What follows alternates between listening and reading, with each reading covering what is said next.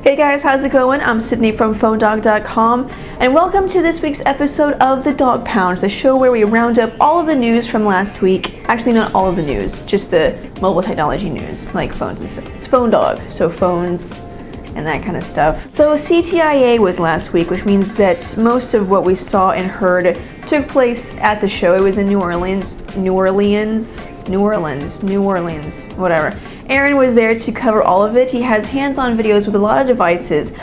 One of the biggest ones that we saw was the HTC EVO 4G LTE. This is a lot like the One X, which is going to be showing up on AT&T as well as some other international carriers, but it's Sprint's version, and so is the EVO, and it has a couple of other variations. It has a 1.5 gigahertz dual-core Snapdragon S4 processor, an 8 megapixel camera, again the same image technology that HTC used with the One X and the One S, so you're going to get the burst shot, best shot, being able to take a picture while filming video, and all those cool features. It will be an LTE device, so this will be one of Sprint's first LTE phones on its brand new LTE network. Of course, I just said LTE like 5 times. It will have NFC and of course Android 4.0 with Sense 4. Again, Aaron has a hands-on video with the EVO 4G LTE, so be sure and check that out. And if you want to buy the EVO 4G LTE, it will be available on Sprint on May 18th for $199 on contract. This will easily be one of Sprint's best phones, if not the best phone. So if you're on Sprint, go check out the EVO 4G LTE. 4.7-inch, Super LCD, HD display, dual-core Snapdragon S4 processor, LTE. It's going to be a beast of a phone, and I'm really excited about it, and you should be too.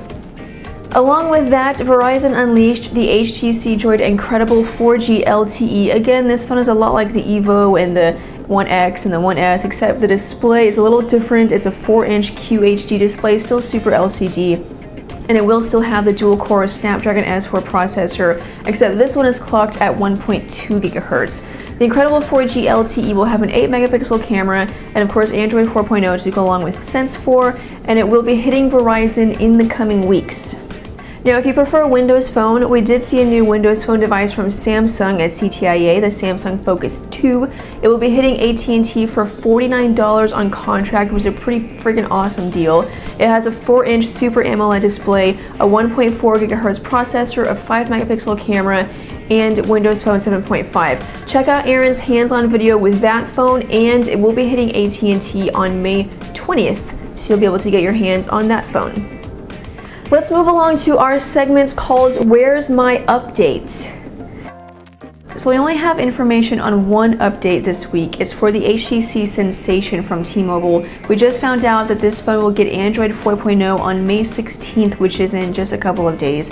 The software updates will push Android 4.0.3 and Sense 3.6 to the Sensation. You get a couple of cool features like resizable widgets, improved text input, improved battery life, and Android 4.0, which is really just enough. So keep checking your phones to see if you get that update on May 16th, and that has been this week's segment of Where's My Update? So we're all looking forward to the new iPhone. Actually, no, we're not all looking forward to it, but there are some people who are really looking forward to the new iPhone, and we're hearing that along with a new phone, Apple could also debut its own mapping service. That's a report from 9to5Mac. Over the past couple of years, Apple has made several acquisitions that could help them to build their own mapping service, and they might actually be doing that right now. Supposedly, it will look a lot like Google Maps, but it will be cleaner, faster, and more reliable. And hopefully it will also add turn-by-turn navigation to the iPhone, considering it's 2012 and that's kind of a standard feature.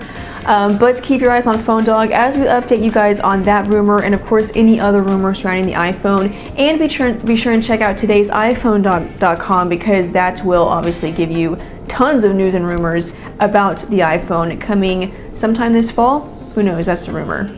So that's it for this week's episode of The Dog Pound. I hope you guys enjoyed it. Keep in mind that all of the news articles that I talked about are in the description below the YouTube video with links, so you can look at those if there's a story that you want to read more about. But that's it for me. I'm Sydney from PhoneDog.com, and I will see you guys later. Bye. Boom.